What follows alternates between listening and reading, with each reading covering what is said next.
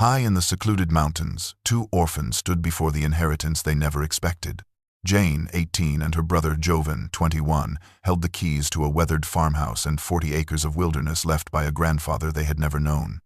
21 years in the orphanage, dreaming of a family that never came, and now this. But the lawyer's final words had shaken them to their core. An elderly couple lived there, with nowhere else to go, and no family of their own. The will was clear. The siblings must decide their fate. As smoke curled from the distant chimney and curtains moved behind frost-covered windows, Jane felt a chill that had nothing to do with the mountain air. Why would a dying man burden two children who grew up with nothing to care for strangers? What secret connected these four lives across decades of silence?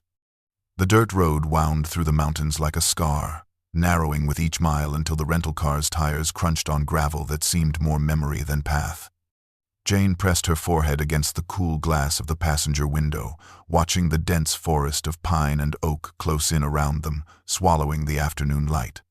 Beside her, Jovan gripped the steering wheel with white knuckles, his jaw set in that familiar expression of determined silence she had known since childhood, since the early days at Catherine's orphanage, when he had promised to always protect her. 21 years they had spent within those institutional walls, sleeping in narrow beds, eating meals at long communal tables, watching other children leave with smiling families while they remained, two threads that no one wanted to weave into their lives. And now this. The lawyer's words still echoed in Jane's mind, delivered in that dry, clinical tone that seemed designed to strip emotion from even the most extraordinary revelations. Your grandfather, Thomas Whitaker, has left you his entire estate. A grandfather they had never known existed, a ghost who had apparently watched from the shadows of their lives without ever stepping into the light. The farmhouse appeared suddenly as they rounded the final curve, a weathered two-story structure with faded white paint peeling like old skin, a wraparound porch sagging slightly on one side, and a stone chimney from which thin smoke curled into the gray sky. The property stretched around it in 40 acres of wild meadow and dark forest, isolated and silent except for the distant cry of a hawk. Jane felt her breath catch as Jovan pulled the car to a stop, the engine's rumble dying into a silence so complete it seemed to have weight. They sat for a long moment, neither speaking, both staring at the house that was somehow theirs, this inheritance that felt more like a riddle than a gift. Finally, Jovan opened his door, and the mountain air rushed in, cold and sharp with the scent of pine and approaching rain. They gathered their belongings from the trunk, two small duffel bags that contained everything they owned, the sum total of 2 decades compressed into canvas and zippers. The porch steps creaked beneath their feet, announcing their arrival, and before Jovan could raise his hand to knock, the door swung open. The woman who stood in the doorway was small and elderly, her silver hair pulled back in a loose bun, her face a landscape of wrinkles that spoke of hard years and harder choices. She wore a simple flower-print dress covered by a faded apron, and her hands, gnarled and spotted with age, flew to her mouth as her eyes met theirs. Tears spilled down her weathered cheeks, and for a moment she simply stared, her body trembling with an emotion so raw it made Jane step back instinctively. "Oh, my dear children," the woman whispered, her voice breaking. "You came. You actually came." She reached out with shaking hands, touching Jane's face with a gentleness that felt like a memory of something Jane had never experienced, then turned to Jovan, her fingers brushing his cheek as fresh tears fell. "I'm Martha," she said, stepping back and wiping her eyes with her apron. Please come in. Henry will want to see you."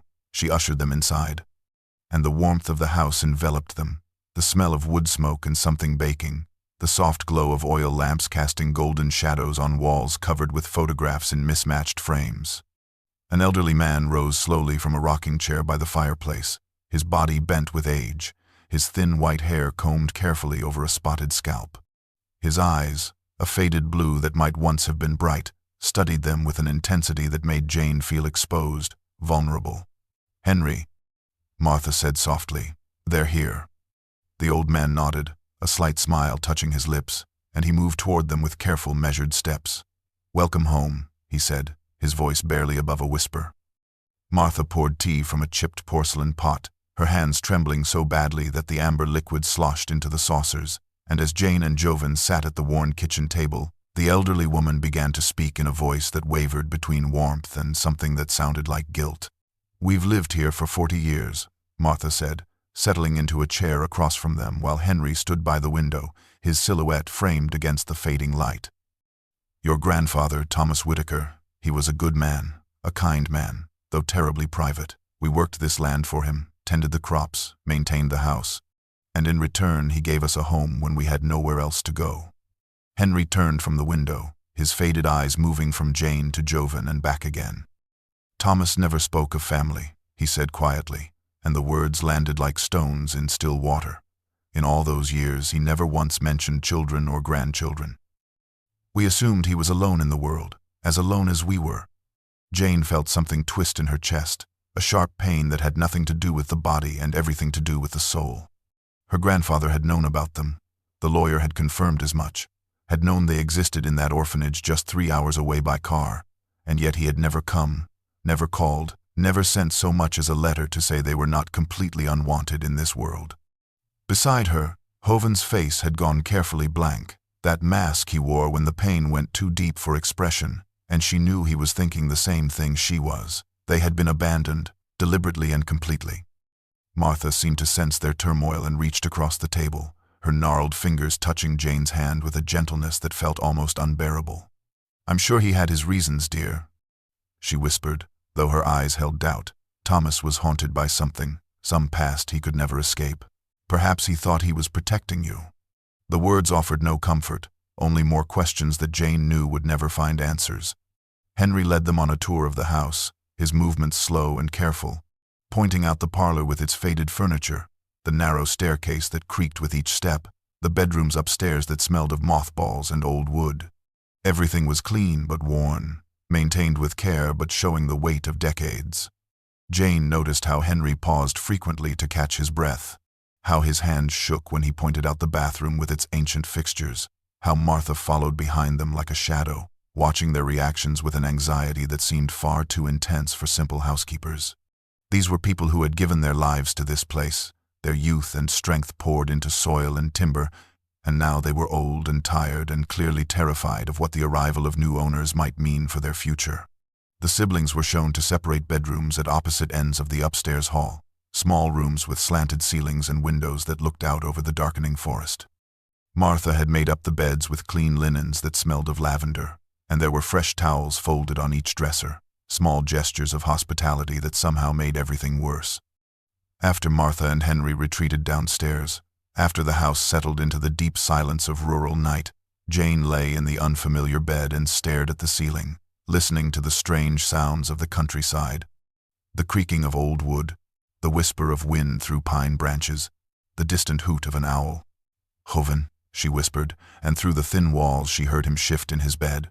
"Are you awake?" His voice came back, muffled but clear. "Yeah." Jane pressed her palm against the wall, imagining she could feel his presence on the other side. Why did he abandon us? Why did he let us grow up thinking we had no one? Silence stretched between them, heavy with shared grief. "I don't know, Jane," Jovan finally replied, and she could hear the anger beneath his careful tone.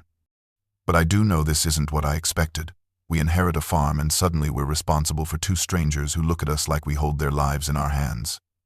Jane woke to the unfamiliar sound of roosters crowing, the gray light of dawn seeping through the thin curtains of her bedroom window, and for a disorienting moment she didn't know where she was, her mind still clinging to the institutional rhythms of Street Catherine's where morning had always arrived with the harsh clang of a bell and the shuffle of dozens of feet on linoleum floors.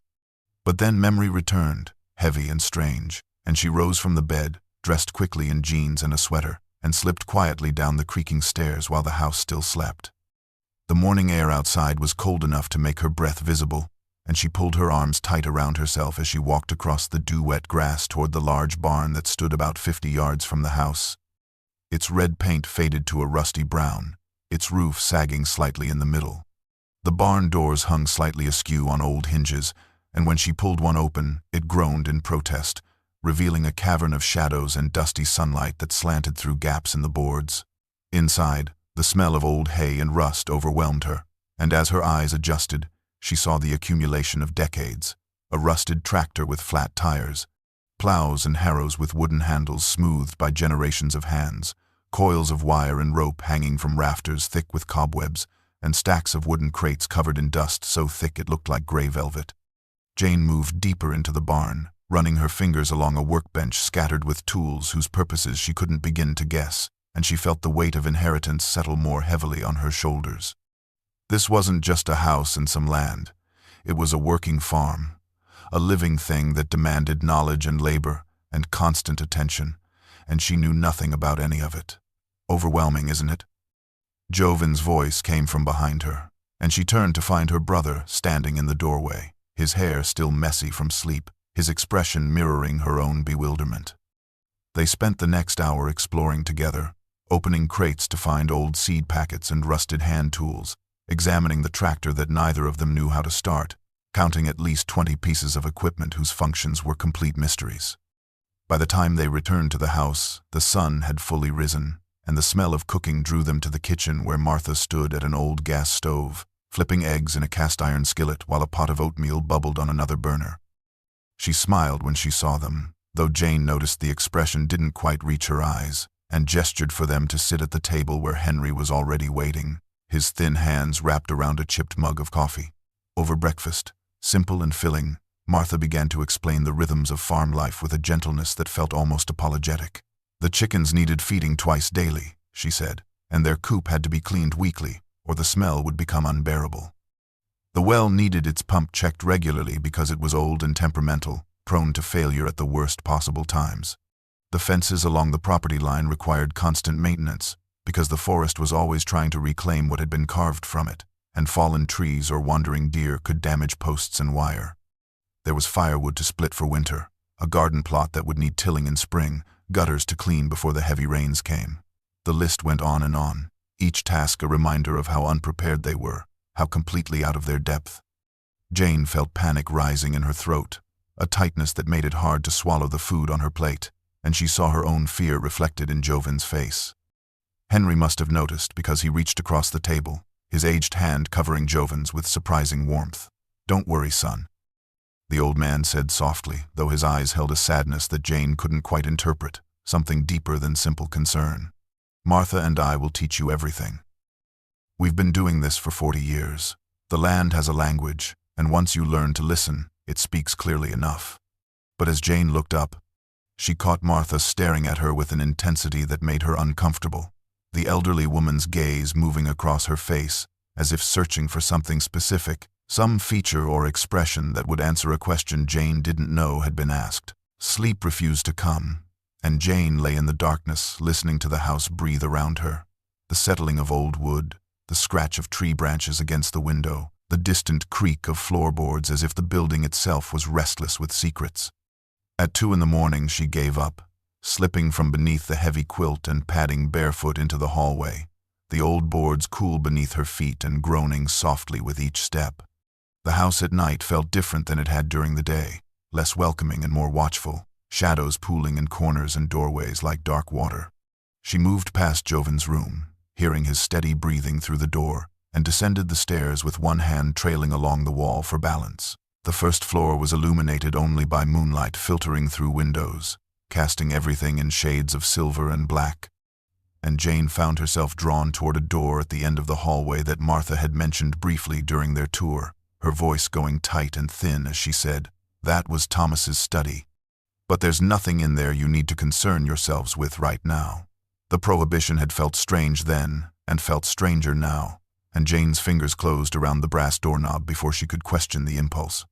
The door opened with a long, protesting creak that seemed impossibly loud in the silent house, and she slipped inside, closing it behind her with her heart hammering against her ribs. The study was small but densely packed, its walls lined floor to ceiling with bookshelves that sagged under the weight of hundreds of volumes, their spines cracked and faded. A large oak desk dominated the space beneath a window that looked out over the dark forest, and filing cabinets stood like sentinels along one wall, their metal surfaces dull in the pale light. Papers were scattered across the desk's surface in a pattern that suggested someone had been working there recently, as if Thomas Whitaker had simply stepped away for a moment and would return at any second to continue whatever task had occupied his final days. Jane moved closer, her eyes adjusting to the dimness, and she began to examine the papers. Newspaper clippings yellowed with age, handwritten notes in a cramped, urgent script, Official-looking documents with government seals. Beneath a stack of what appeared to be survey maps, her fingers brushed against something solid, and she carefully extracted a picture frame, its glass dusty and smudged. The photograph inside showed a young woman, perhaps in her late 20s, with dark hair pulled back from a face that was both beautiful and haunted, her eyes holding a weariness that seemed far too old for her years. In her arms she held two small children, an infant and a toddler, their faces round and innocent, and Jane felt her breath stop in her throat because she knew with absolute certainty that she was looking at herself and Jovan, that this woman was their mother, the ghost they had never known except as an absence, a hollow place where love should have been. Her hands trembled as she brought the photograph closer, searching the woman's face for answers, for some explanation of why they had been left behind, and tears blurred her vision before she could stop them.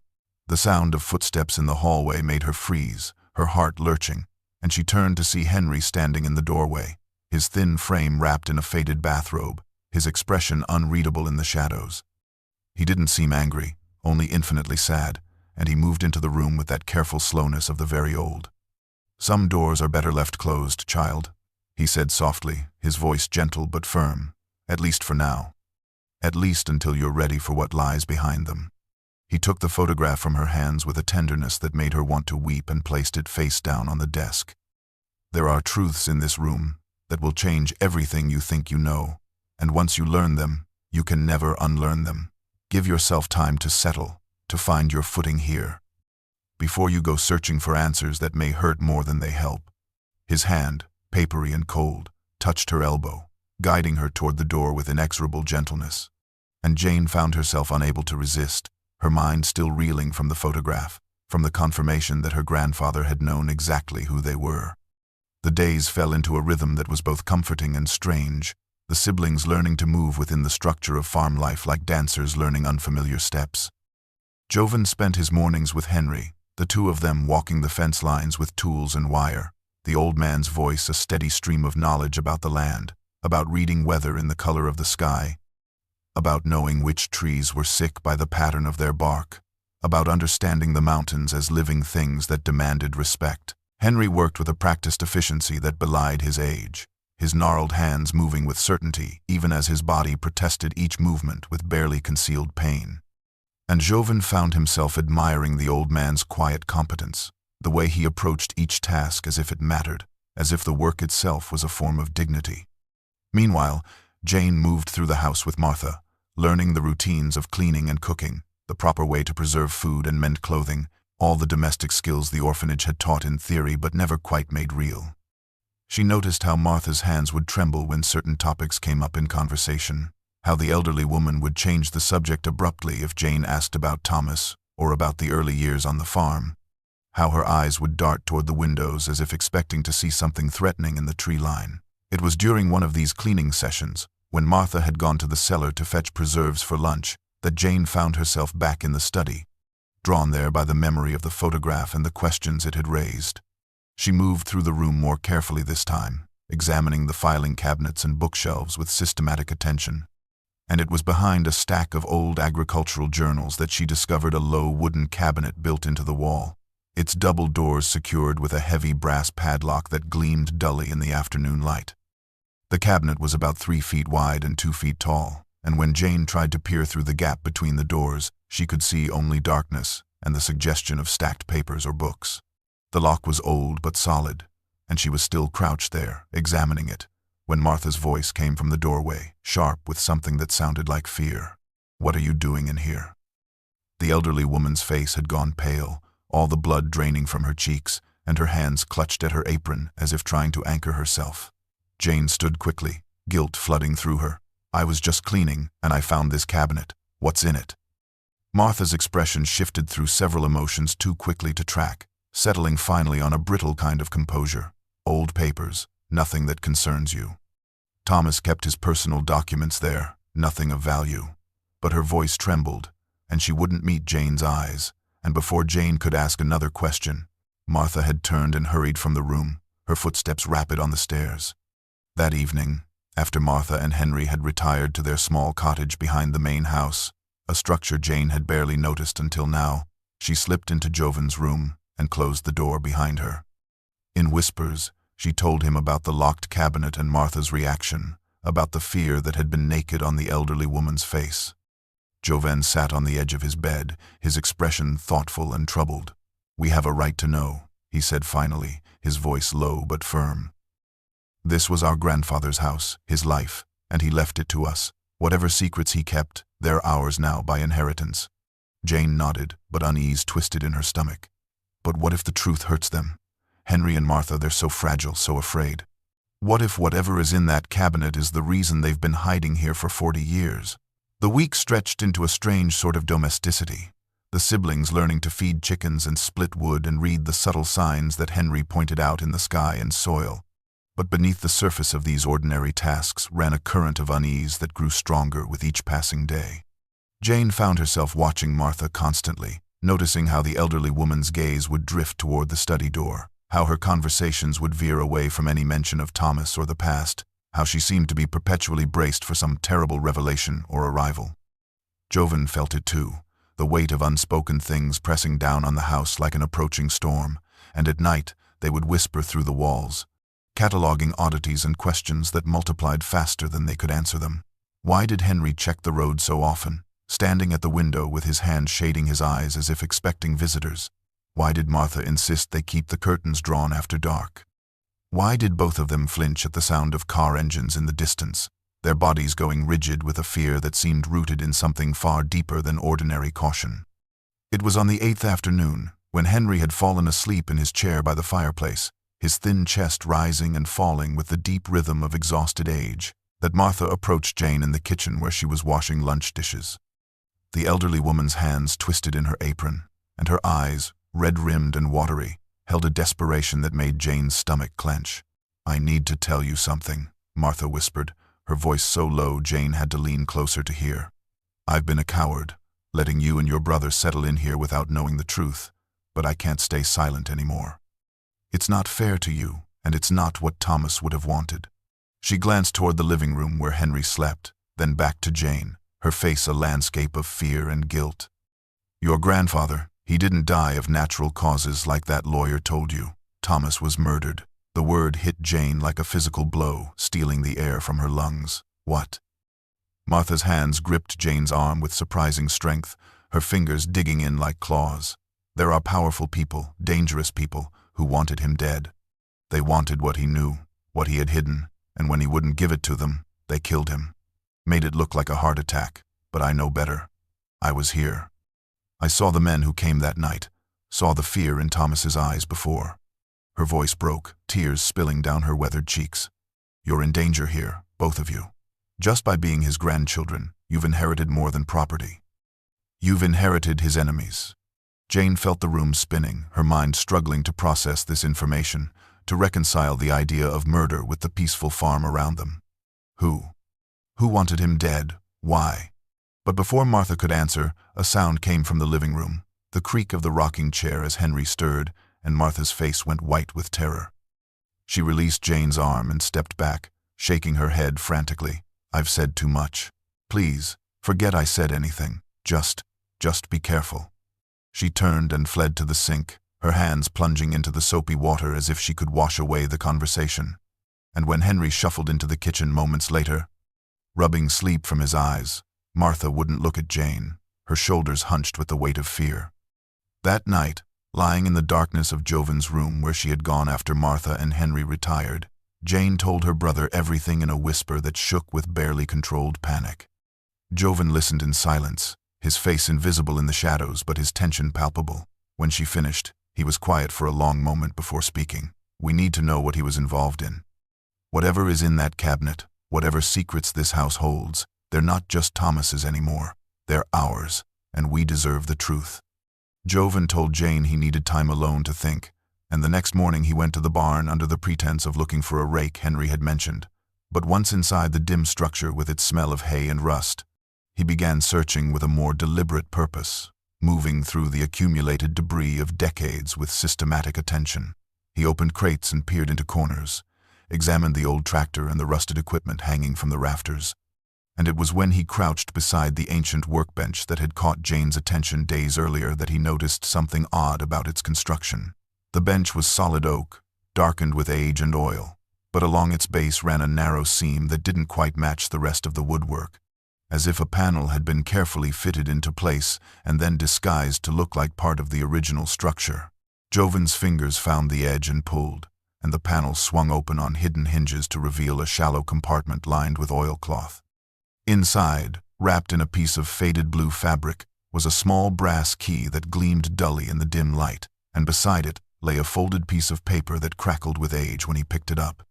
His hands trembled as he unfolded the note, recognizing the same cramped handwriting he had seen on the papers scattered across the study desk. And the words written there in faded ink made his heart pound so hard he could hear blood rushing in his ears. "For my grandchildren, should they ever come." Jovan stared at the message. At this proof that Thomas Whitaker had known they existed and had prepared for the possibility of their arrival, had left them a key to unlock secrets he couldn't bring himself to share while living. He slipped the key and note into his pocket and returned to the house, finding Jane in the kitchen helping Martha prepare vegetables for dinner, and when their eyes met across the room, he gave the slightest nod. The rest of the day passed with agonizing slowness, both siblings moving through their tasks with minds elsewhere, waiting for night to fall and for Martha and Henry to retire to their cottage. Finally, near midnight, when the main house had been dark and silent for over an hour, Jovan crept from his room and found Jane already waiting in the hallway, her eyes wide with anticipation and fear. Together they descended the stairs, avoiding the boards they had learned would creak, and slipped into the study, closing the door behind them with barely a whisper of sound. Jovan produced the key, and Jane knelt beside the locked cabinet while he inserted it into the padlock with hands that shook despite his efforts at control. The lock opened with a soft click that seemed thunderous in the quiet room, and they pulled the cabinet doors open to reveal its contents: rows of leather-bound journals, their spines cracked and faded, stacks of letters tied with string that had yellowed to the color of old bones, and official-looking documents with government seals and stamps. The top journal bore a date embossed in gold on its cover, 40 years ago, when Thomas would have been a young man, before the farm, before the life he had built here in hiding. Jane lifted it with reverent care, as if it might crumble at too rough a touch, and opened it to the first page, where her grandfather's handwriting filled the cream-colored paper in lines that were steady and deliberate. The words written there stopped her breath. "If you're reading this, then you've come home at last, and it's time you learned the truth about who you really are." Jane looked up at Jovan, her face pale in the moonlight streaming through the window, and in her eyes he saw his own mixture of fear and desperate need reflected back. Whatever came next, whatever truths these journals contained, there would be no turning back from this moment. They lit candles rather than risk the electric lights that might be visible from the cottage, and by the flickering golden glow they bent over the journal together, Jane turning pages with careful fingers while Jovan read over her shoulder, both of them afraid to speak as their grandfather's voice emerged from the decades-old ink. Thomas Whitaker had arrived at the mountain property as a young man of 28, and his early entries described the purchase with a careful vagueness that suggested he was already afraid of leaving traces, of creating records that might be followed. He had bought the land under a false name, using cash that he never explained the source of, and he wrote about the relief he felt when the deed was signed, and he stood on the porch of the farmhouse for the first time, looking out at 40 acres of wilderness that might finally offer sanctuary from what he called only the foundation. The name appeared again and again throughout the entries, always capitalized, always spoken of with a mixture of fear and hatred that made the words seem to pulse with emotion even after all these years. The foundation was powerful, Thomas wrote, more powerful than government, more ruthless than any criminal organization, and it had reach that extended into every corner of society. He had worked for them once, had been part of their machinery, but he had discovered something that made it impossible to continue, something that had transformed him from asset to liability in their eyes. He didn't specify what that discovery was, at least not in these early entries, but the terror it had instilled was evident in every line. 6 months after his arrival, Thomas wrote about Martha and Henry, 2 people who appeared at his door in the middle of the night, half-starved and terrified, refugees from the same organization that had driven him into hiding. He described them as victims who had helped him escape, who had risked everything to steal documents and provide warnings, and in return they had been marked for elimination. Thomas swore to protect them, gave them a home on the farm, and together the 3 of them built a life in the shadows, always watching the road, always prepared to run. Years passed in the journal's pages, entries marking seasons and small victories, the successful planting of crops, the repair of the barn roof, the quiet satisfaction of days spent in honest labor. But underneath the mundane details ran that constant current of fear, the awareness that the foundation had not forgotten, that they were merely waiting for the right moment to strike. Then, 23 years ago, the tone of the entries changed dramatically. Thomas wrote about a daughter, their mother, using only the initial E, as if even writing her full name was dangerous. He described her as the light of his life, a woman of remarkable courage and intelligence, and his love for her blazed from every word. But that love was twisted with anguish because the foundation had learned of her existence, and Thomas faced an impossible choice.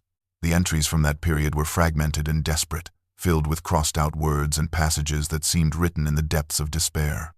He wrote about sending her away, about placing her in a witness protection program run by people he hoped were beyond the foundation's influence, about the agony of knowing he would likely never see her again. The journal ended abruptly with an entry dated exactly 23 years ago, the handwriting more frantic than before. "They've found us. I have to send her away to keep her safe." Jane looked up from the page, tears streaming down her face, and met Jovan's eyes across the candlelight. And in that moment they both understood why they had grown up as orphans, why their grandfather had never come for them. Sleep was impossible after reading the journal entry, and when dawn broke gray and cold through the study windows, Jane and Jovan were still sitting among the scattered documents, their eyes red from reading and weeping, their minds struggling to process the fragmentary truth they had uncovered. They heard Martha and Henry moving in the cottage, saw smoke begin to curl from the farmhouse chimney as one of them started the morning fire, and without discussion they rose and went to the kitchen where they found the elderly couple preparing breakfast with the same quiet efficiency they brought to all tasks. Martha looked up as they entered, and whatever she saw in their faces made her hands freeze on the coffee pot, her expression shifting from surprise to resignation to something that looked almost like relief. "You found the journals," she said, not a question but a statement of fact, and beside her Henry set down the pan of eggs he had been about to place on the stove, his weathered face settling into lines of sorrow. The old couple exchanged a long look, some wordless communication passing between them in the way of people who have shared decades of secrets and fears, and finally Henry gave a slow, deliberate nod.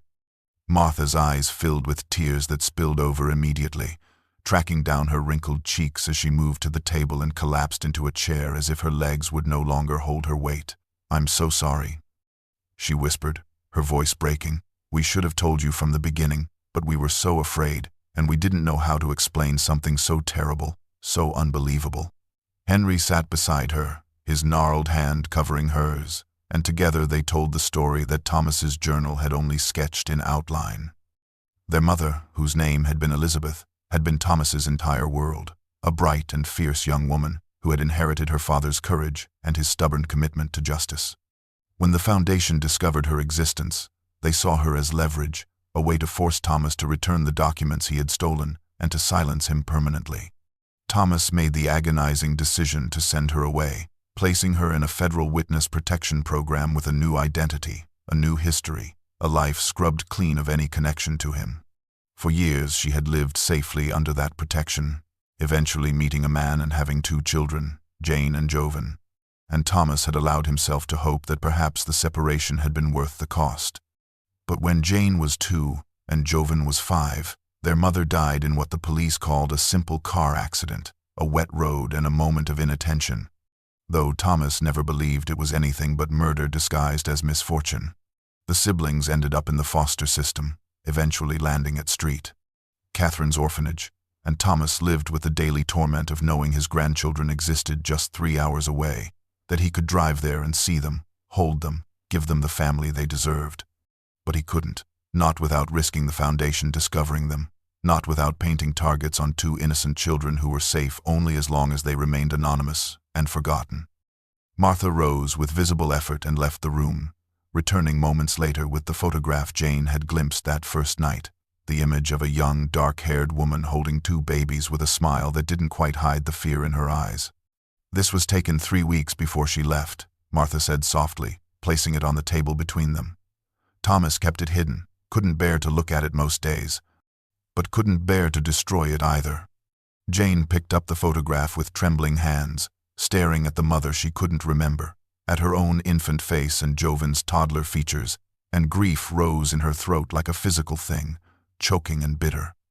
Over the following days, as the shock of revelation settled into a kind of numb acceptance, Henry began to fill in the gaps that Thomas's journal had left.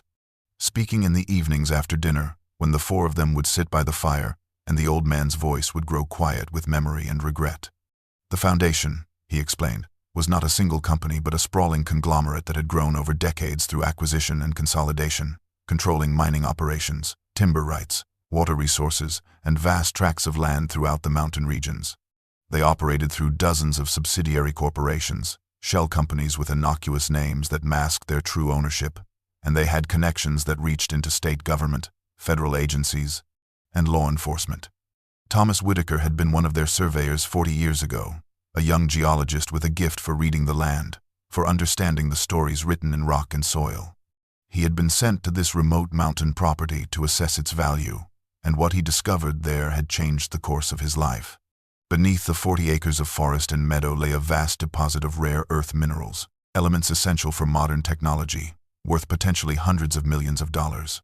It was the kind of discovery that could make careers and fortunes, and the Foundation had been ecstatic, already drawing up plans for extraction before Thomas had even filed his final report. But Thomas had also discovered something else during his surveys. The mineral deposit sat directly above an underground aquifer that fed 3 counties, providing drinking water for over 50,000 people. Mining the deposit using the methods the Foundation intended would inevitably contaminate that aquifer with chemicals and heavy metals, poisoning the water supply for generations and turning fertile valleys into toxic wastelands. Thomas had written a report detailing these risks, recommending that the site be left untouched, that no amount of profit was worth the environmental and human cost.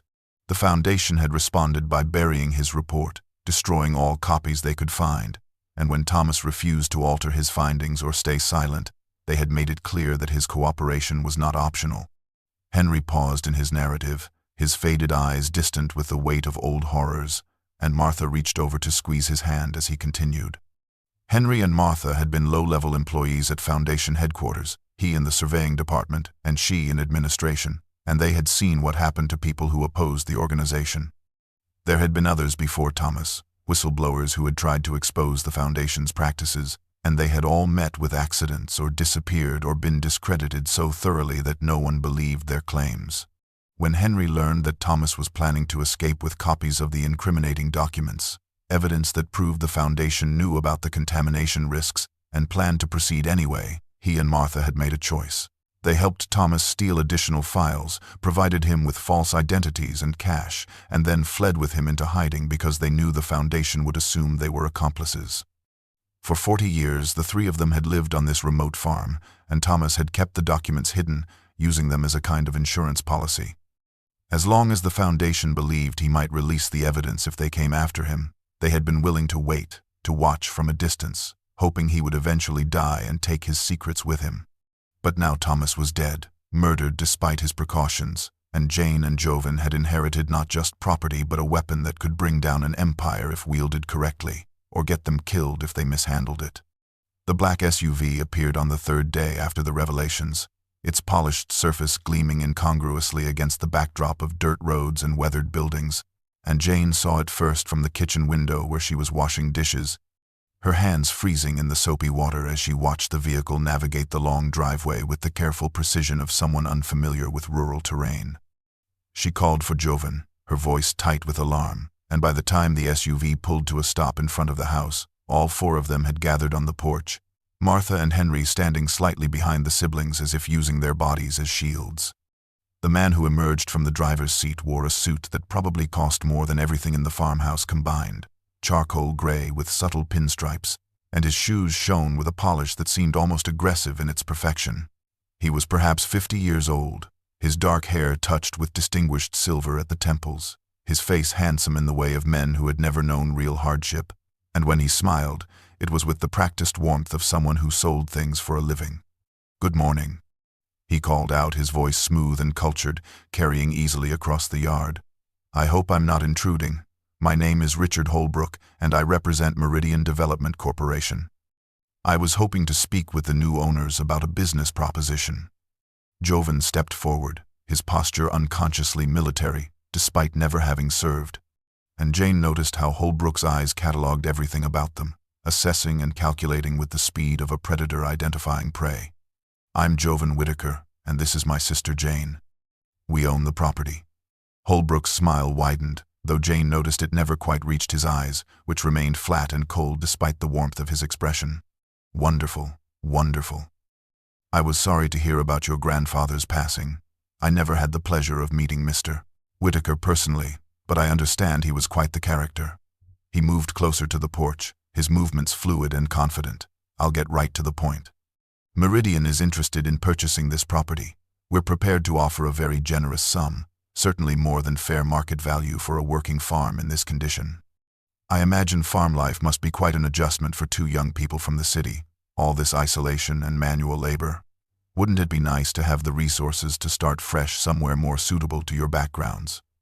The offer was delivered with such casual certainty, as if their acceptance was inevitable, and Joven felt his jaw tighten with instinctive resistance. "Thank you for the offer, Mr. Holbrook, but we're not interested in selling. We're still settling in, learning about the property. It's too early to make such a significant decision." The change in Holbrook's demeanor was subtle but unmistakable, like watching water freeze. His smile remaining in place, but his eyes going completely dead, his voice dropping several degrees in warmth. "I see. That's unfortunate. You should know that your grandfather met an unfortunate end, and maintaining such an isolated property can be quite dangerous. Accidents happen, especially to people unfamiliar with rural life. Animals, equipment failures, strangers passing through." He let the words hang in the air, the threat barely veiled, before his professional mask snapped back into place. "But I'm sure you'll be fine. Do think about our offer. I'll be in touch." He returned to his SUV and drove away, gravel crunching under expensive tires. And as soon as he disappeared around the bend, Henry's legs seemed to give out, forcing him to sit heavily on the porch steps. "Meridian Development," he said, his voice hollow with fear. "It's one of their shell companies.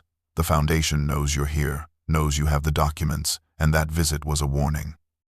That night, after Martha and Henry had retreated to their cottage, with a weariness that seemed to have aged them another decade in a single afternoon, Jane and Joven spread the documents across the study floor, creating a map of corruption and criminal intent that stretched back 40 years. The surveyor reports were technical and dense, filled with geological terminology and measurements, but their conclusions were clear enough. Beneath the farm lay deposits of neodymium, dysprosium, and other rare earth elements used in everything from smartphones to wind turbines, quantities large enough to make extraction economically viable despite the remote location. The internal foundation memos were more chilling, written in the clinical language of corporate decision-making, discussing the mining operation as if environmental devastation was merely a line item to be managed. One memo, dated 38 years ago, explicitly acknowledged that the proposed extraction methods would contaminate the regional aquifer, but concluded that the financial benefits outweighed the risks, especially since the affected communities were rural and politically insignificant. Another memo outlined a public relations strategy for handling potential exposure, including plans to discredit any whistleblowers as unstable or financially motivated. The evidence of bribes was meticulously documented. Copies of checks and wire transfers to local officials, county commissioners, and state environmental inspectors, each payment carefully recorded with dates and amounts that Thomas must have obtained through Martha's access to Foundation files. There were photographs too, grainy images of meetings between Foundation executives and government officials, pictures that suggested a level of coordination that went far beyond normal business relationships. But the most damning documents were the blueprints, technical drawings that showed the planned mining operation in precise detail. And as Joven traced the lines with his finger, following the proposed shafts and processing facilities, he felt his stomach turn. The operation would require pumping millions of gallons of chemical solutions into the ground, solutions containing acids and solvents that would leach through the rock and inevitably seep into the aquifer below. The blueprints included projections for contamination spread, showing how the poisons would move through the underground water system, reaching first the immediate area within months, then spreading to neighboring counties within years. The environmental impact studies that had been suppressed painted an even grimmer picture, predicting elevated cancer rates, developmental disorders in children, livestock deaths, and the complete destruction of the region's agricultural base. Thomas had been gathering this evidence for decades, adding to it whenever he could find new information, and Jane discovered references in his journals to late-night trips to Foundation offices, to contacts who still worked inside the organization and who shared documents out of their own troubled consciences. It was a lifetime's work, this archive of corporate evil, and at the bottom of the stack, Jane found a sealed envelope addressed in her grandfather's familiar handwriting. "To my grandchildren, if you ever find this." She opened it with trembling hands, and Thomas's voice spoke to them from beyond death, explaining that he had wanted to give them the choice he never had. They could take the evidence to the authorities, to journalists, to anyone who might listen and expose the Foundation for what they were, stopping the mining operation and potentially saving thousands of lives. Or they could take Holbrook's money, destroy the documents, and disappear into lives of relative comfort and safety. He wrote that he hoped they would choose justice, that they would be braver than he had been, but he would understand if they chose survival because he knew better than anyone the cost of fighting monsters. The morning after they studied the documents, Jane found Martha in the garden behind the house, kneeling among rows of winter vegetables with dirt under her fingernails and tears tracking silently down her weathered cheeks. The elderly woman didn't look up as Jane approached, didn't try to hide her grief, and when Jane knelt beside her and touched her shoulder, Martha's composure finally shattered completely. Between sobs that shook her thin frame, she began to talk, words spilling out as if a dam had broken after 40 years of holding back a flood. She had been 26 years old when she started working at Foundation headquarters, a secretary in the administrative offices, typing memos and filing reports. One small cog in a vast machine she didn't yet understand was designed for destruction. The work was tedious but well-paying, and she had been grateful for the opportunity, proud of her efficiency and discretion. But then she began to notice patterns in the documents that crossed her desk. Memos discussing environmental impacts with a callousness that chilled her. Reports about communities that would be displaced or poisoned. Financial projections that valued human suffering only in terms of potential lawsuits and settlements. The memo about the aquifer contamination had been the breaking point, seeing in cold corporate language the deliberate decision to poison water that thousands of people depended on, and she had started making copies, staying late after everyone else had gone home, using the office machines to duplicate every damning document she could find. Henry had been a surveyor in the same department where Thomas worked, a quiet man with a conscience that wouldn't let him ignore what the Foundation was planning. And when Thomas approached him about escaping with the evidence, Henry had brought Martha into the conspiracy.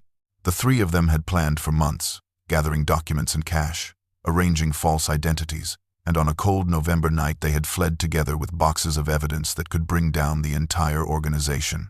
The Foundation's response had been swift and merciless. Within days, Martha and Henry were branded as thieves who had stolen proprietary information, their reputations destroyed through planted stories in the press, their families contacted and told lies about embezzlement and betrayal. Martha's own mother had refused to speak to her, believing the Foundation's version of events, and Henry's brother, a police officer, had actually participated in the manhunt, convinced his sibling was a criminal. They had lost everything except each other and Thomas, three refugees bound together by shared guilt and fear, and they had spent 40 years on this isolated farm, aging in a kind of suspended animation, waiting for the Foundation to finally find them. Martha's hands shook violently as she pulled weeds with mechanical intensity, and she told Jane how they had watched Thomas be slowly consumed by the burden of the secret, watched him grow old before his time, watched the weight of what he knew press him down year after year until it had finally killed him. She didn't believe the heart attack story any more than she believed the sun wouldn't rise tomorrow. The Foundation had found a way past his defenses, had slipped something into his food or drink, or simply frightened him so badly his heart had given out. And now Thomas was gone and she felt something broken inside herself, some essential piece that had held her together through decades of fear. She turned to Jane with eyes red and desperate, gripping the younger woman's hands with surprising strength, dirt and tears mixing on both their faces, and she whispered that she was terrified. The same fate awaited Jane and Jovan, that history would repeat itself, and 2 more innocent lives would be destroyed by the Foundation's endless appetite for profit. The argument began after midnight, when the house was dark and their defenses were worn thin by days of revelations and fear. And it started quietly but grew in intensity until both siblings were pacing the study like caged animals, their voices rising despite efforts to keep from waking Martha and Henry in the distant cottage. Jovan spoke first, his words measured but firm, laying out what he saw as the only rational choice. They should take Holbrook's offer, use the money to set Martha and Henry up in a comfortable retirement community somewhere safe, and then disappear themselves, start fresh in some city far from these mountains and the Foundation's reach. They could have real lives, he argued. Lives free from fear and the crushing weight of their grandfather's burden. Lives where they didn't have to be heroes or martyrs, just ordinary people pursuing ordinary happiness. But Jane stood her ground, her hands balled into fists at her sides, insisting that they couldn't let Thomas's sacrifice be for nothing, that people's lives were at stake, that the water supply for 3 counties would be poisoned if the Foundation proceeded with their plans. She spoke about responsibility and justice, about having the chance to do something meaningful with their lives instead of running away like frightened children. And her words struck Jovan like accusations of cowardice. The argument spiraled from there, growing more heated as old wounds opened and spilled their poison into the present. Jovan's voice turned harsh as he asked Jane why she was so eager to die for a grandfather who had abandoned them, who had known they existed and chosen to leave them in that orphanage, who had prioritized his precious evidence over his own flesh and blood. He accused her of romanticizing a man who was ultimately selfish, who had let his daughter die alone and his grandchildren grow up as orphans, while he hid in his mountain fortress, playing at being some kind of noble whistleblower. Jane's face went white with fury, and she shot back that at least she wasn't a coward, that at least she understood that some things were worth fighting for, even if the fight was terrifying, that Jovan had spent his whole life looking for the easy way out, the path of least resistance. She said he had always been like this, even in the orphanage, keeping his head down and accepting whatever scraps of affection were thrown his way, never demanding more, never believing he deserved more. The words cut deeper than either of them intended, exposing the raw places in their souls that 21 years of institutional life had carved out, the fundamental differences in how they had survived their childhood. Jovan had survived by becoming compliant and invisible, by learning not to want things he couldn't have, while Jane had survived by nurturing a stubborn fire of resentment that refused to be extinguished. They stared at each other across the study, breathing hard, and the silence that followed their cruel words was worse than the shouting had been. In the morning, pale and exhausted, they apologized to each other over coffee that neither of them could taste, but the apologies felt hollow, the damage done. The tension between them remained, a living thing that occupied the space where their easy companionship had been, and they moved through the day's chores with careful politeness that was somehow more painful than the argument had been. That evening, they agreed to sleep on the decision for one more night, to give themselves time to think without the heat of anger clouding their judgment.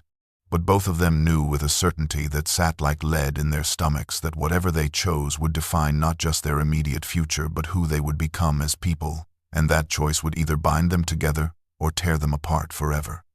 Jane woke to the sound of breaking glass, a sharp crystalline crash that cut through the fog of uneasy sleep, and she was on her feet before conscious thought caught up with instinct, her heart already racing as she grabbed the baseball bat she had found in the barn and positioned beside her bed after Holbrook's visit.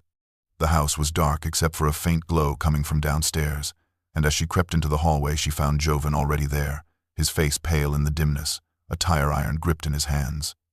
They moved down the stairs together without speaking, their earlier argument forgotten in the face of immediate danger, and the sounds became clearer with each step, furniture being moved, drawers being opened and rifled through, the rustle of papers. The study door stood open, and inside they could see 2 figures in dark clothing and ski masks, their flashlights cutting through the darkness as they systematically searched the room, pulling books from shelves and documents from the filing cabinets with practiced efficiency. One of them had already gathered several of Thomas's journals into a bag, and as Jane and Jovan stood frozen in the doorway, trying to decide whether to confront armed intruders or call for help, the decision was made for them. One of the men looked up and saw them, shouted a warning to his companion, and both intruders bolted toward the window they had broken to gain entry, moving with the speed of professionals who had planned their escape route. Jovan lunged forward, trying to block their path, but the larger of the 2 men shoved him aside with brutal force, sending him crashing into the desk, and then they were gone, disappearing through the window with the bag of journals, the sound of their footsteps receding into the night. Jane helped Jovan to his feet, checking him for injuries, and they were both shaking with adrenaline when the front door burst open and Henry appeared, a shotgun clutched in his gnarled hands, his thin frame trembling with a mixture of fear and determination that would have been comical under other circumstances. Martha was behind him, wrapped in a robe, her face ashen, and the four of them stood in the destroyed study, surrounded by scattered papers and overturned furniture, trying to process what had just happened. Jovan called 911, and 20 minutes later Deputy Morrison arrived, a thick-bodied man in his 40s with a carefully neutral expression that never quite became sympathetic. He took their statement with visible skepticism, examining the broken window and the disturbed room with the air of someone going through motions he didn't believe were necessary. When Jane tried to explain about the foundation and the threats, Morrison cut her off with a patronizing smile, suggesting it was probably just drifters looking for valuables, opportunistic thieves who had seen the property change hands and assumed the new owners would be easy targets. He strongly suggested that the siblings consider Meridian's offer for their own safety, noting that isolated properties attracted trouble and that perhaps city folks weren't cut out for rural living. After he left, his taillights disappearing down the dark road, Henry sat heavily in a chair and told them what they had already begun to suspect. Morrison's brother worked in middle management for one of the Foundation's subsidiary companies, a connection that explained the deputy's dismissive attitude and his eagerness to push them toward selling. They were alone in this fight, Henry said quietly, his voice hollow with despair, alone with enemies on all sides and no one to turn to for help. Jane looked at Jovan across the ruined study, saw her own realization reflected in his face, and knew that their argument had become irrelevant, that the Foundation had made the decision for them by refusing to wait, by making it clear that doing nothing was no longer an option. In the aftermath of the break-in, as they worked to restore order to the ransacked study, Jane found an envelope tucked into a hidden compartment at the back of one of the desk drawers, a space that the intruders had apparently missed in their hasty search. The envelope contained an unsent letter addressed to someone named Sarah Chen, and as Jane read her grandfather's words, written in that familiar, cramped handwriting that had become almost like a voice from beyond death, she felt something shift inside her, a flicker of hope in what had seemed like overwhelming darkness. Thomas wrote that Chen was a retired investigative journalist who had spent years exposing corporate corruption, someone he had trusted enough to consider as an ally but had ultimately been too afraid to contact, worried that involving her would put another life at risk. The letter explained the situation in brief, clinical terms, asking for her help in exposing the Foundation and ending with an apology for burdening her with such dangerous knowledge. Jane showed the letter to Jovan, and after a long discussion with Martha and Henry, they decided that visiting Chen was their best option, perhaps their only option now that the Foundation had escalated from threats to direct action. They spent the rest of the night making copies of the most crucial documents, scanning pages and storing files on multiple USB drives that they could hide on their persons. And as dawn broke gray and cold, they told Martha and Henry they were going to town for supplies, a transparent lie that neither of the elderly couple questioned. The drive took them 3 hours through winding mountain roads, and both siblings were tense throughout the journey, constantly checking mirrors for signs of pursuit, studying every vehicle that passed them for signs of surveillance. Jovan drove with careful attention while Jane kept watch, and they spoke little, the silence between them still carrying the weight of their argument even as circumstance forced them back into alliance. Sarah Chen's address led them to a modest house on the outskirts of a small college town, a tidy bungalow with flower boxes in the windows and a well-maintained garden that suggested its owner took pride in small details. The woman who answered their knock was in her 60s, with iron-gray hair cut short and sharp eyes that assessed them with the quick intelligence of someone who had spent a lifetime reading people and situations. She listened to their introduction with visible skepticism, her arms crossed over her chest, but when Jane mentioned Thomas Whitaker's name, something shifted in her expression, a flicker of recognition and old grief. She invited them inside, and in her cluttered living room filled with books and framed newspaper articles, they spread out the documents they had brought, watching as Chen's trained eye moved over surveyor reports and internal memos, her expression growing progressively darker with each page she examined. She worked in silence for nearly an hour, occasionally asking sharp questions that demonstrated her understanding of corporate structure and environmental law, and when she finally looked up, her face was grim. These documents, she said carefully, were exactly what would be needed to bring down the Foundation's leadership, to expose decades of criminal activity and environmental destruction, to potentially save the aquifer and the communities that depended on it. But she warned them with absolute seriousness that publishing such a story would put all of them in mortal danger, that the Foundation had destroyed people for far less, and that once they started down this path there would be no going back, no safe retreat into anonymity or normalcy.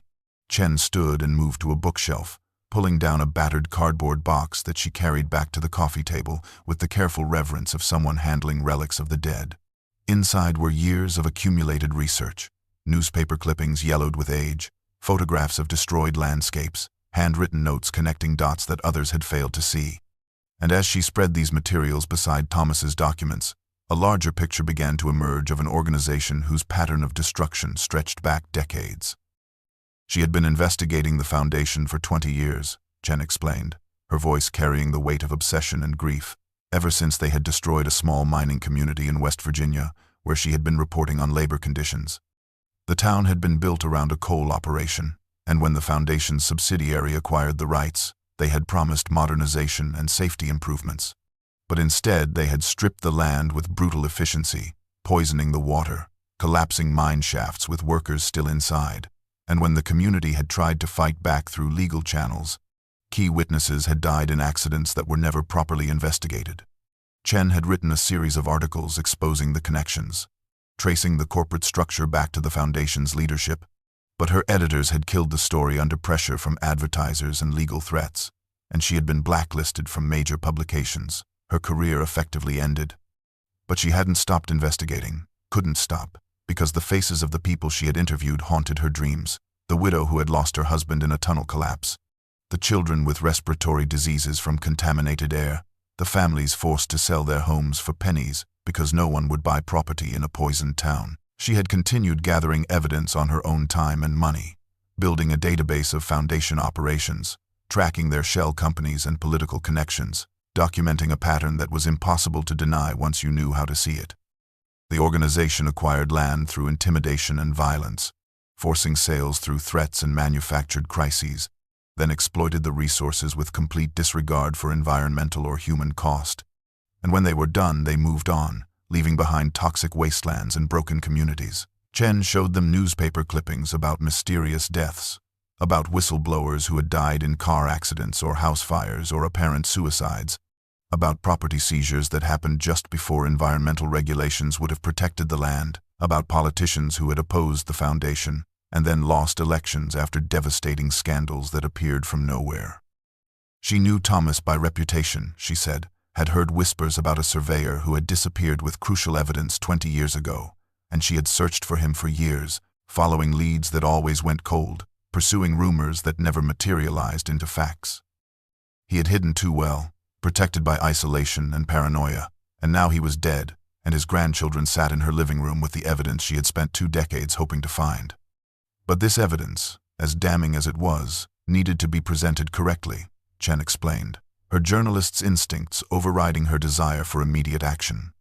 She had contacts in major newspapers, editors who remembered her work and trusted her judgment, and she had a legal team, pro bono lawyers who specialized in environmental cases and who would kill for the chance to take down an organization like the Foundation. But building an airtight case would take time, at least 2 weeks to verify every document, to establish chain of custody, to prepare for the legal onslaught that would inevitably follow publication. She asked the siblings to trust her, to return home and keep the remaining documents safe, to act as if nothing had changed while she worked behind the scenes to prepare the story that would finally expose the Foundation and stop their plans for the mountain property.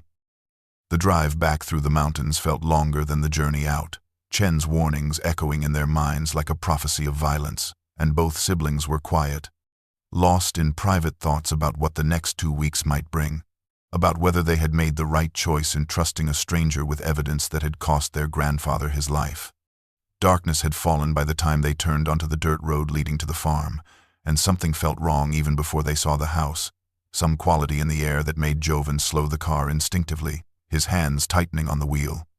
The farmhouse blazed with light from every window, unusual for Martha and Henry, who were careful about electricity costs, and as they pulled into the yard they could see the front door standing open, spilling yellow light onto the porch. Jane was out of the car before it had fully stopped, running toward the house with Jovan close behind, and what they found inside made her stomach clench with fury and fear. Martha sat at the kitchen table, her face buried in her hands, her thin shoulders shaking with sobs, while Henry stood beside her with one arm around her shoulders, his other hand pressed to his face where a bruise was already darkening across his cheekbone, the skin split slightly near his eye. The house looked as if a tornado had passed through it, furniture overturned, drawers pulled out and emptied, their contents scattered across the floors, and through the doorway Jane could see that the study had been torn apart even more thoroughly than the break-in had left it. Henry looked up as they entered, his expression a mixture of shame and rage that seemed to age him another decade, and in a voice that shook with suppressed emotion he told them what had happened. Holbrook had returned in the late afternoon, this time accompanied by two large men whose suits couldn't quite hide the threat of violence in their movements, their eyes flat and professional, in a way that spoke of experience with intimidation. Holbrook had announced that he had a right to inspect the property before finalizing his offer, a legal fiction delivered with such confidence that Henry had hesitated, and in that moment of hesitation the two men had pushed past him, one of them striking him across the face when he tried to protest. They had searched the house with methodical thoroughness, growing increasingly angry when they couldn't find the documents they were clearly looking for, and when Martha had tried to call the sheriff, one of the men had taken her phone and crushed it beneath his boot. Holbrook had watched it all with a cold smile, and before leaving he had turned to Martha with a voice like silk over steel, telling her that accidents happened on isolated farms all the time, that fires started from faulty wiring, that elderly people fell downstairs and broke their necks, that wild animals sometimes attacked at night when no one was around to help. He had left a contract on the kitchen table, a new offer significantly lower than his first, with a 72-hour deadline circled in red ink, and the message had been unmistakably clear. Sell the property or face consequences that would be far worse than a home invasion and a bruised face. Jane knelt beside Martha, taking the elderly woman's trembling hands in her own, while Jovan helped Henry to a chair and went to fetch ice for his swelling face, and for a long moment no one spoke, the weight of the threat hanging over them like a physical thing. But as the night deepened and they worked together to restore some order to the chaos, as they helped Martha and Henry to their cottage and made sure all the doors were locked, Jane and Jovan looked at each other across the kitchen, and something unspoken passed between them, a resolution that had been forged in the crucible of the past weeks. They wouldn't be intimidated by threats or violence, wouldn't run from men who thought brutality could substitute for justice, and in that moment their earlier argument seemed like something from another lifetime. A petty disagreement rendered meaningless by the clarity that came from having an enemy who had shown his true face. Jovan woke before dawn the next morning with a clarity of purpose he hadn't felt since they had arrived at the farm, and by the time the sun crested the mountains he was already at the hardware store in town, spending what little money they had on motion sensors, battery-powered alarms, heavy-duty locks, and coils of thin wire that could serve as tripwires. The clerk, a taciturn man who asked no questions, helped him load everything into the rental car, and Jovan drove back with his mind already mapping the property's vulnerabilities, identifying the approaches that intruders might use, the weaknesses in their defenses that needed to be addressed. He spent the day installing the alarm systems with methodical care, placing motion sensors at key points along the driveway and near the house, rigging them to trigger lights and loud bells that would alert them to any approach. Along the forest perimeter, where the trees pressed close to the cleared land, he strung tripwires at ankle height. Simple but effective deterrents that would at minimum slow down anyone trying to approach through the woods under cover of darkness. In the late afternoon, he gathered Jane in the barn and taught her basic defensive tactics, movements and techniques he had learned from Marcus, an older boy at Street.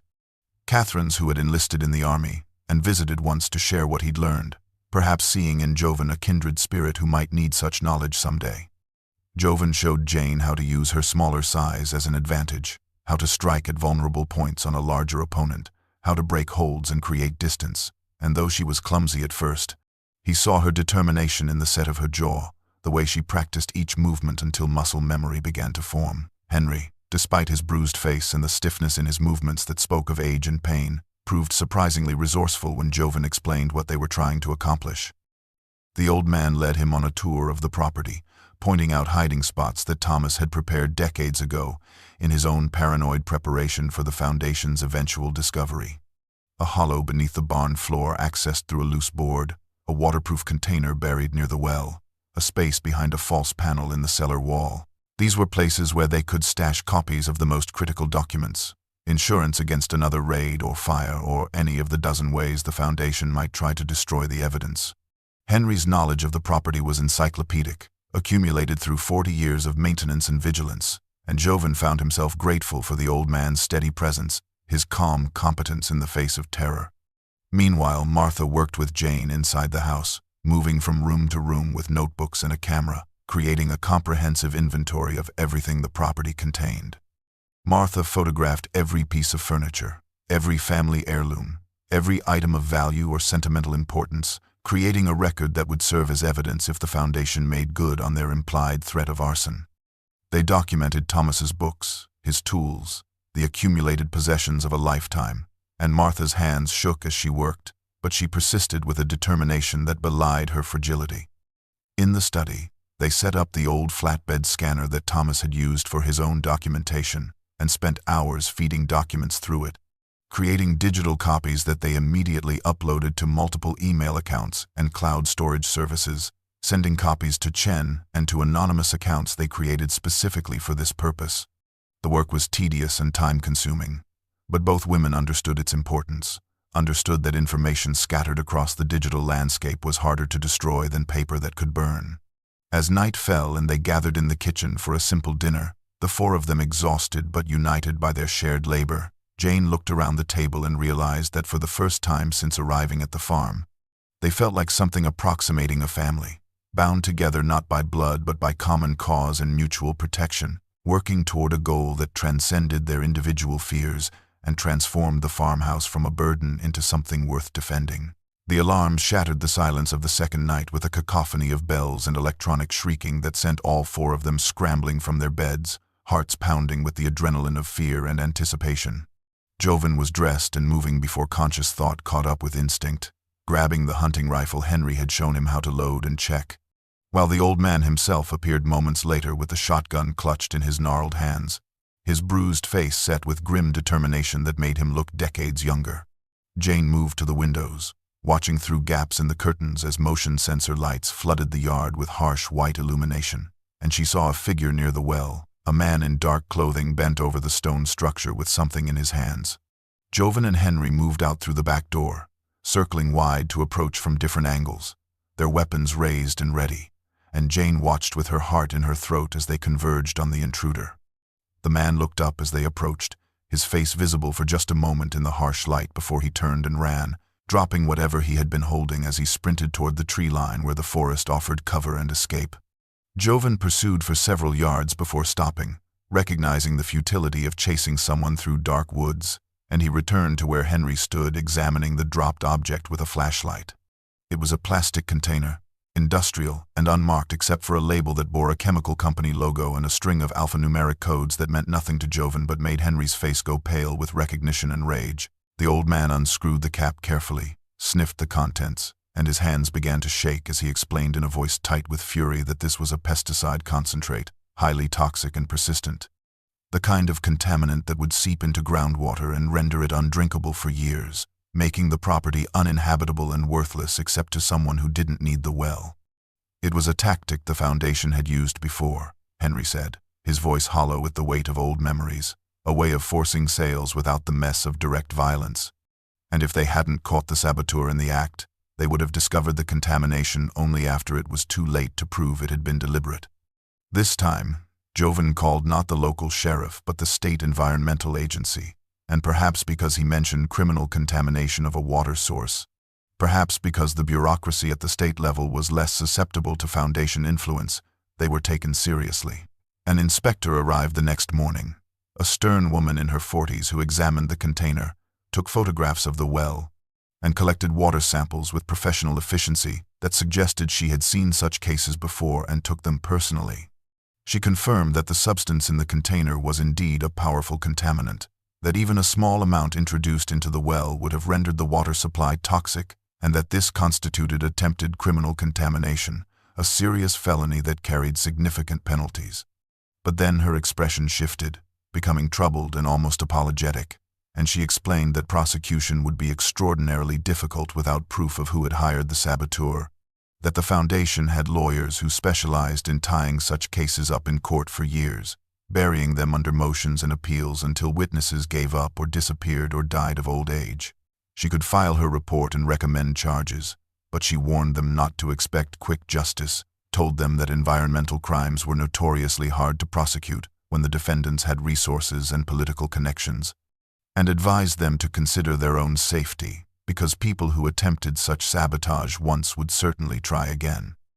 After she left, taking her samples and her photographs back to whatever state office would process them with bureaucratic slowness, the four of them sat in the kitchen drinking coffee that none of them could taste, understanding that they had won a small victory but that the war was far from over.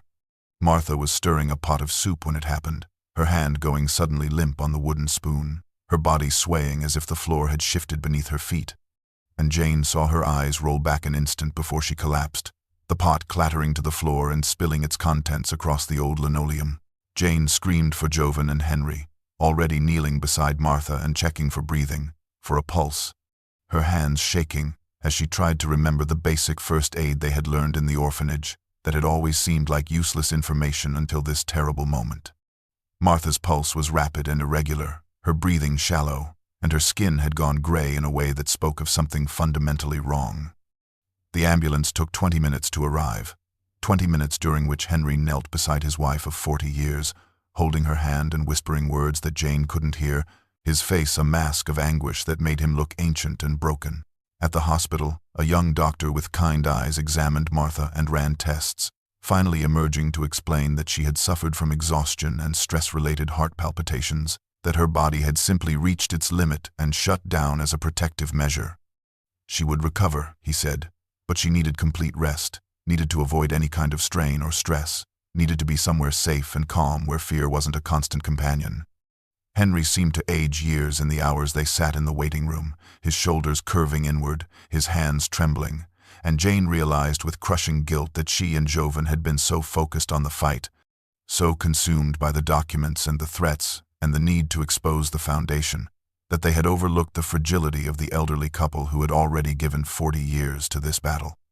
That night, sitting in Martha's hospital room while she slept fitfully under the influence of sedatives, Henry and Martha, when she briefly woke, shared what felt like a confession, their voices weak and filled with guilt. They said they felt responsible for dragging Jane and Jovan into this nightmare, for not sending them away the moment they arrived, for allowing two young people with their whole lives ahead of them to become entangled in a war that had already consumed too many years and too many lives. Martha's eyes filled with tears as she whispered that they should take Holbrook's offer, take the money and use it to start fresh somewhere far from these mountains. Let the Foundation win because some battles simply weren't worth dying for, because survival and safety mattered more than pride or justice.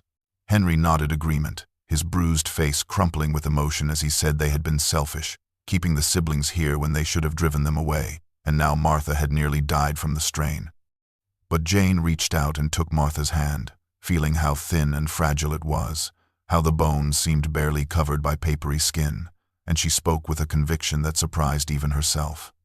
This wasn't just about land or revenge anymore, she said, her voice steady despite the tears on her cheeks.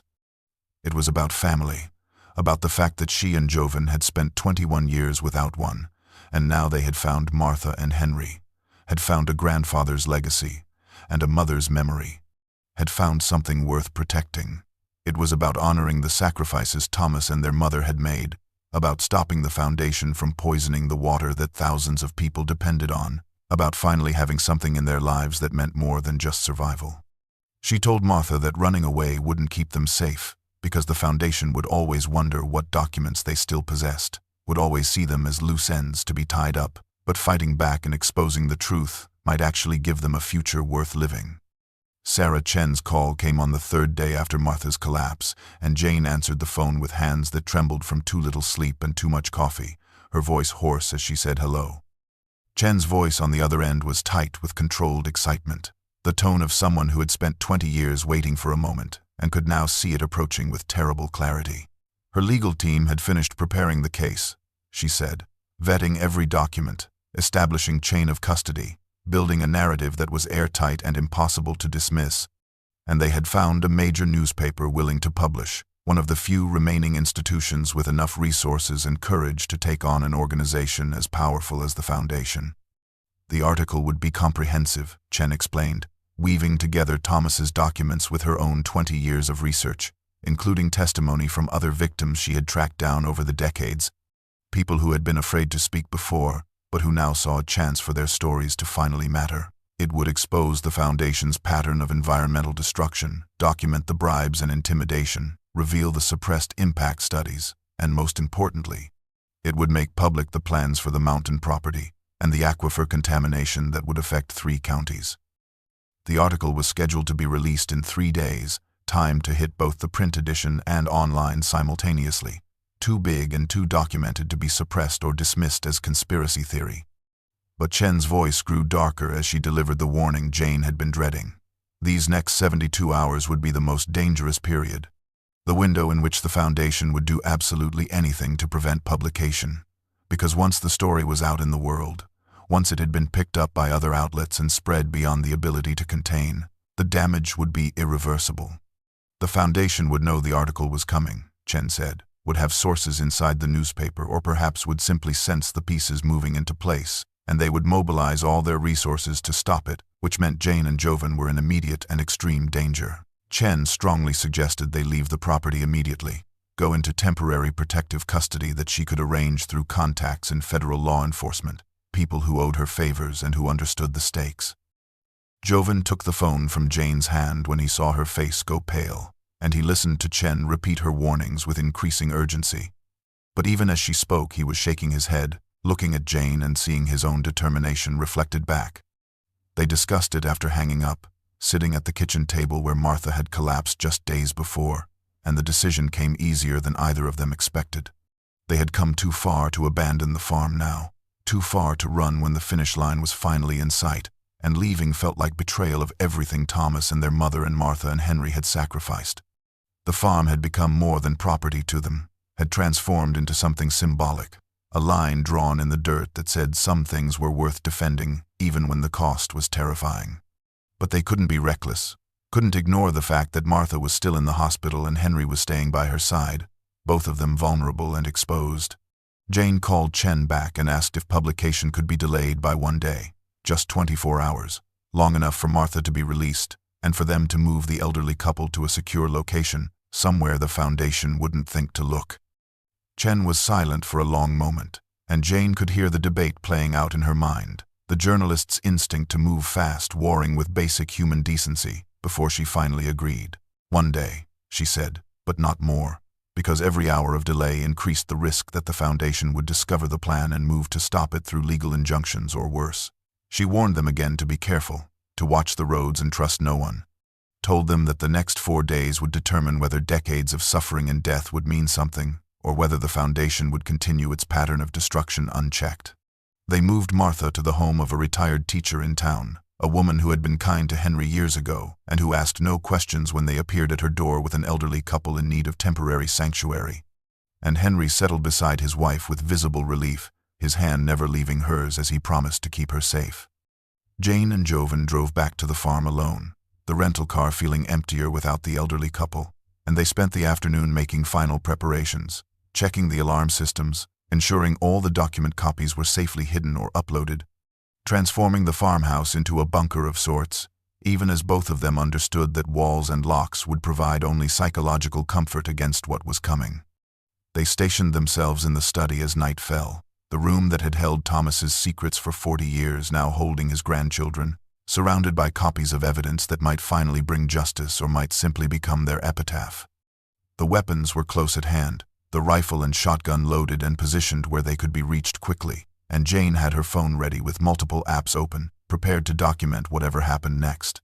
Midnight approached with agonizing slowness, each minute stretching into eternity, the silence of the mountain night broken only by the occasional call of an owl or the creak of settling wood, and both siblings felt their nerves stretched to breaking point, adrenaline making their hands shake and their hearts pound against their ribs.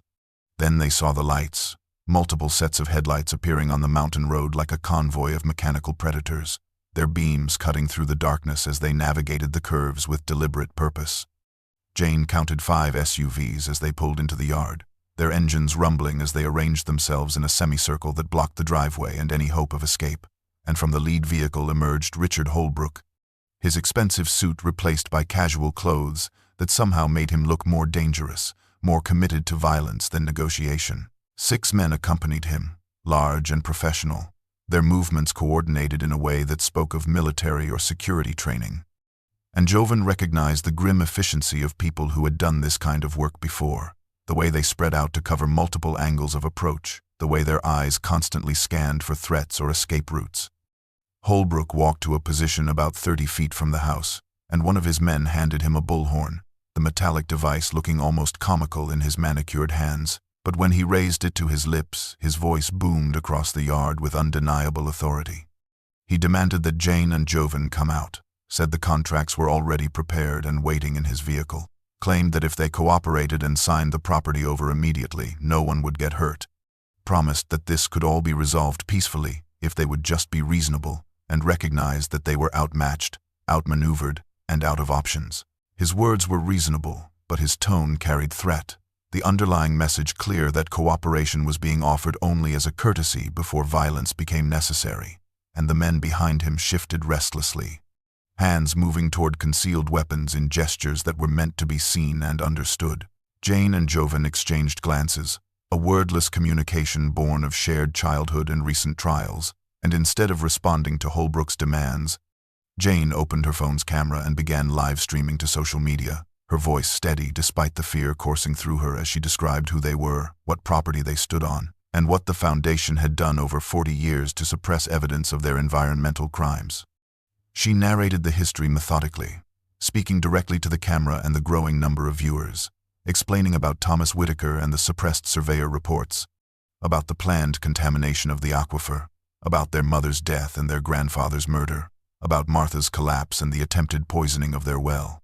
She identified Holbrook by name and company affiliation, described each of the men with him, turned the camera to show the SUVs arranged in threatening formation, and watched as the viewer count climbed from dozens to hundreds to thousands, comments flooding in from strangers who were bearing witness to what was happening in real time. Jovan called the state police, his voice calm and precise as he reported an armed trespass and credible threats of violence, giving their exact location with GPS coordinates and emphasizing that this was being live-streamed to a growing online audience, that whatever happened next would be watched by thousands of people who could serve as witnesses. Holbrook's face twisted with fury as he realized what they were doing, saw his carefully planned intimidation transformed into public spectacle, his private war suddenly conducted under the scrutiny of an anonymous digital crowd, and his professional veneer cracked to reveal the rage underneath. The frustration of a man whose power had always operated in shadows and who found himself suddenly exposed to light. He began shouting orders to his men, his voice harsh and desperate, and the men began moving toward the house with tactical precision, splitting into teams that would approach from multiple angles. And Jane kept filming and narrating, her voice never wavering even as her hands shook with terror, even as she heard Jovan rack a shell into the shotgun behind her, even as the situation escalated from threat into imminent violence, and the farm became the stage for a confrontation that would determine not just their fate, but the fate of everyone who depended on the water flowing beneath the mountain. Holbrook's men were within 20 feet of the house when Jane's live stream exploded across social media, the viewer count suddenly jumping from thousands to tens of thousands as the algorithm recognized viral content and began pushing it to more feeds. And people who had never heard of the Foundation or rare earth minerals or mountain aquifers found themselves watching in real time as 2 young people made a stand against corporate corruption. The comments section filled with outrage and support, with people tagging news organizations and law enforcement agencies, with demands for action and protection, and somewhere in that digital surge, Sarah Chen saw what was happening and made a decision. The article went live 2 hours ahead of schedule, published simultaneously on the newspaper's website, and pushed to every media outlet. Chen had cultivated relationships with over 20 years of investigative work, and it hit the internet like a bomb detonating in slow motion, spreading across news aggregators and social media platforms with the unstoppable momentum of a story that was both timely and damning. The headline was stark and uncompromising, naming the Foundation and its subsidiaries, detailing 40 years of environmental destruction and criminal conspiracy, and the article itself was a masterpiece of documentation, weaving Thomas's evidence with Chen's research and testimony from victims into a narrative that was impossible to dismiss or deflect. Within 30 minutes, other news organizations were picking up the story, their own reporters scrambling to verify and expand on Chen's reporting, and within an hour the Foundation's carefully constructed wall of anonymity and misdirection had collapsed completely. Jane watched her phone as this digital avalanche built, still filming Holbrook's men who had frozen in confusion as their leader shouted into his own phone, clearly receiving orders from someone higher in the Foundation's hierarchy, and she saw the moment when their resolve cracked, when the realization that they were being watched by an audience of millions made the violence they had been prepared to commit suddenly unthinkable. The first news van arrived 40 minutes after the article went live, a local station that had been monitoring social media and recognized a breaking story when they saw one. And their appearance changed everything because now there were professional cameras and reporters, people whose entire purpose was to witness and document, and Holbrook's tactical advantage evaporated in the glare of their lights. More news crews followed, attracted by the convergence of live-stream drama and major investigative journalism, their satellite trucks turning the remote farm into an impromptu media circus. And Jane kept filming through the study window, narrating the growing chaos with a voice that had steadied now that survival seemed possible. The state police arrived in force 20 minutes later. Not the single deputy that local calls usually warranted, but multiple cruisers with lights flashing, responding to both Jovan's 911 call and the mounting public pressure from thousands of people who were watching and demanding protection for the siblings. Holbrook tried to leave, climbing into his SUV with movements that had lost their earlier confidence. But the police blocked his exit, and an officer approached with hand on weapon, professional and courteous but absolutely firm in detaining him for questioning about the trespass and threats that had been documented on video and witnessed by what was now approaching 100,000 viewers. The confrontation that had seemed destined to end in violence dissolved into anticlimax, Holbrook's men dispersing under police scrutiny, some of them already on their phones, presumably talking to lawyers. And Jane finally lowered her phone and looked at Jovan with exhaustion and relief warring in her expression. But even in this moment of unexpected victory, even as the house filled with the noise of news helicopters overhead and reporters shouting questions from beyond the police perimeter, Jane felt drawn back to the study, to the desk that had been ransacked multiple times but which still held secrets. She pulled open drawers that she had searched before, moved papers and files with more care now that the immediate crisis had passed, and in the very back of the bottom drawer, wedged behind the wooden frame, she found an envelope that had been deliberately hidden, addressed in Thomas's handwriting with words that made her breath catch. "To my grandchildren, Jane and Jovan, to be read after I'm gone." Her hands trembled as she opened it, and Jovan came to stand beside her, reading over her shoulder as their grandfather's final words spoke to them across the barrier of death. Thomas wrote that he knew the Foundation would eventually kill him, that his insurance policy of hidden documents would only delay the inevitable, but he had made peace with that outcome because he believed his grandchildren would finish what he had started, would have the courage he had ultimately lacked to bring the truth into the light. He wrote about their mother's courage, about Elizabeth's strength in accepting exile to protect the people she loved, about his regret that circumstances had forced him to watch his grandchildren grow up from a distance, unable to offer comfort or guidance or the simple gift of family. But he also wrote about his pride in leaving them a legacy that mattered, not money or property but the opportunity to make a difference, to stop the Foundation's plans, and save the lives of thousands of people who would never know their names. The letter ended with words that brought tears to both siblings' eyes. "Remember that family isn't just blood, it's the people who stand beside you when the world turns dark. And you have found that family in Martha and Henry just as I did 40 years ago. So protect them and let them protect you. And know that even though I failed you in life, I am proud of who you've become." 6 months had passed since that chaotic night when the world had watched through Jane's phone camera as justice and journalism converged on a remote mountain farm. And the changes in those months had been both seismic and subtle, transforming not just the property but the people who lived there. The Foundation's leadership faced criminal charges in 3 states, a sprawling prosecution that made headlines weekly as prosecutors unveiled decades of environmental crimes, bribery, and conspiracy. And Meridian Development Corporation had been dissolved, its assets frozen, and its executives cooperating with authorities in hopes of reduced sentences. The mineral deposits beneath the farm remained untouched, protected by a conservation easement that Jane and Jovan had established in Thomas Whitaker's name, ensuring that the land would remain wild and the aquifer would continue to provide clean water to 3 counties for generations to come. Martha and Henry lived with them now in the farmhouse that had been renovated with insurance money and donations that had poured in from strangers moved by their story. The elderly couple occupying a ground-floor bedroom where Martha could rest without climbing stairs and where Henry could tend to her with the devotion of a man who had nearly lost everything. Their health had improved slowly, Martha's heart growing stronger with proper medication and freedom from constant fear. Henry's bruises fading along with the haunted look that had defined him for 40 years. And both of them seemed to be aging backward, rediscovering a capacity for joy that had been buried under decades of hiding. Every evening they would gather in the living room after dinner, and Martha and Henry would share stories about Thomas, about his habits and quirks, his dry sense of humor, his unexpected kindness, helping Jane and Jovan understand the grandfather they had never known but whose legacy now defined their lives. Jane had planted a garden in the spring, working the soil with hands that had learned calluses and strength, and she had filled it with flowers she had found mentioned in her mother's childhood diary. A small, leather-bound book that Martha had kept hidden all these years, pages filled with Elizabeth's young handwriting describing the brief happiness she had known before exile. The garden bloomed with her mother's favorites, roses and lavender and black-eyed Susans, and Jane would spend hours there, feeling connected to a woman she couldn't remember but who had given her life twice, once at birth and once through sacrifice.